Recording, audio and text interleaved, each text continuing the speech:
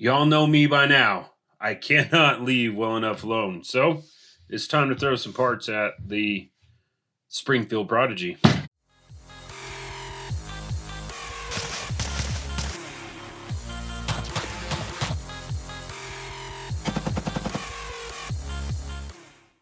Now I say throw some parts at kind of loosely, more like I went into AutoZone and bought those fake fender vents and are gonna stick them on to my gun.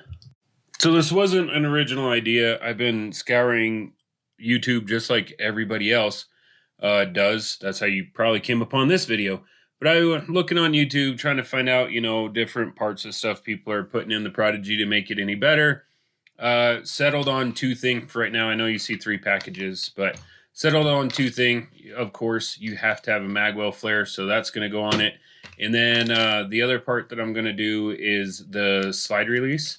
I don't know what the actual technical term for it is, but why I'm doing this is because I came upon a video that says, hey, Springfield got these or made these super cheap because they use MEMS, metal injected molding, and this is probably the first piece that's going to fail. So yeah, that's why I went ahead and bought it. Some people also said that it tightened up the gun quite a bit. Mine's not really loose, but maybe it'll help with that. So let's get into a closer dive into the parts. So both of these are from 10.8. I didn't explain this. This is just a tool. So this helps you get the back block off, which I didn't really need help with. But if you have a 2011 or anything, a 1911 chambered in 9mm, you know that the extractor is extremely hard to get out. And somehow this is supposed to help me with that. So that's why I bought that. This was $36.50 from 10.8. The slide release was $55.95 from 10.8. And then the Magwell came from EGW and was, I think, right around 65 bucks.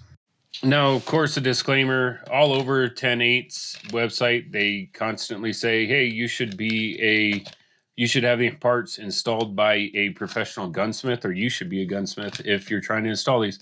Yeah, I don't have direct access to a gunsmith. I'm not a gunsmith. I'm not telling you to do any of this stuff to your gun. I'm just going to give it a try and see if I get lucky. And that thing actually fits inside there.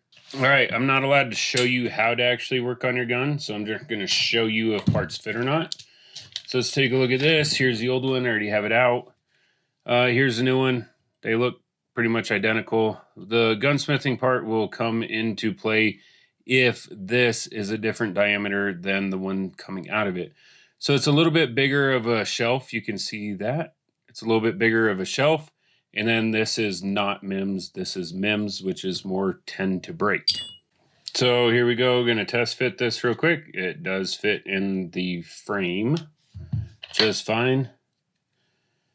And, ooh, yeah, I mean, it fits the eyelet. It's a little tight, but that's the way it's supposed to be. So let's see if it'll actually go on the firearm. Okay, that actually went on extremely well, extremely easy. It is a bigger footprint, and now I have higher grade steel in there. So I'm happy with that for anybody that's looking for this for the Prodigy. It is a SS02-38-Charlie. I got the blue carbon steel. You can get stainless. But if you go on their website, it's the one for 9mm. All right, moving on. So I want to see how this actually fits. Now, quick disclaimer, this is a polymer lower, and polymer never absolutely perfect. And this is aluminum. So I'm guessing that when I put this on, I'm going to scrape a little bit.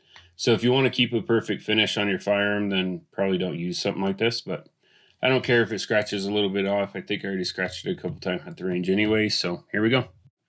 And there we have it. So it actually slid on pretty darn easy once you get everything lined up. Do yourself a favor, if you've never done anything like this, make sure your hammer forward, because your hammer spring is actually housed in here. But it just took a couple taps for the stock pin. This slid on relatively easy once I got it lined up. And then the new pin, they do include a new longer pin with this. So it went in pretty easy. Just a couple taps to the hammer, and there we have it. So now I have my first 2 mods. I'm already happy with them, but give them a try and then go from there.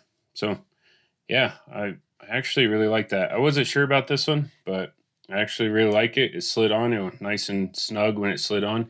I saw a little bit of polymer right there. You can see a little bit. So it did scratch up just a little bit. But like I said, I don't care. That's there to stay. So there we go. And that's the installation for both parts. It was extremely easy and took less than 5 minutes. But let's go over it real quick. So I do like the side release. It is definitely a bigger purchase. It's longer and wider than the original. And I'm really surprised I didn't have to modify anything, sand anything. I didn't have to do absolutely anything. Again, that was from 10-8 Performance is where I got it from their actual website. And let's see. Yep, made in the USA. So that's cool too. So thank you 10-8 for making a good quality product. That went right in. The Magwell flare, surprisingly enough, so you can see where my hand hitting it. So there is a little bit of a ramp down here, and surprisingly enough, the feel of it and actually pushing my hand up further into the tang, which I really actually like. I like getting a good purchase inside the tang of the firearm. So that's actually helping me get that higher purchase. And then, of course, the help with the quick reloads. I don't know. I just want to be like John Wick, leave me alone. So that was that. So EGW, thank you very much for making a quality product that went right on and was simple to install. Really surprised. The best news about all of this is not that I have parts for my gun. It's that I proved that anybody can do this. I didn't need to modify anything. You can do this at home. Very simple, very easy.